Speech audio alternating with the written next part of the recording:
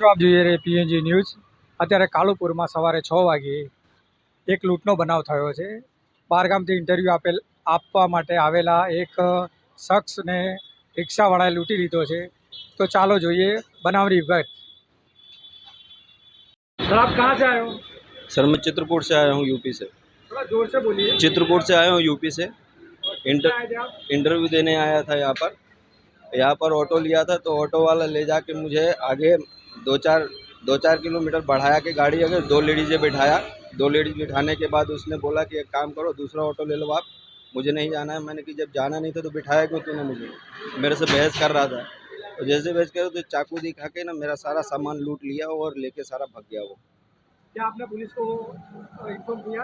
हाँ, पुलिस के लिए मैं गया था, तो पुलिस वालों ने देखा वहाँ पर वहाँ पर सीसीटीवी फुटेज नहीं थी, बिल्कुल भी कैमरा नहीं थे। तो इस वजह से उन्होंने बोला कि हमें कैसे मालूम कि आपका सामान चोरी हुआ है कि नहीं चोरी हुआ। आपके पास कितने पैसे थे? मेरे पास 20,000 रुपये कैश पड़ा था उसमें। और क्या क्या आप लूट लिया? सर्टिफिकेट, डॉक्यूमेंट सारे थे मेरे उसके अंदर, मेरे कपड़े वगैरह सारे थे उसके अंदर।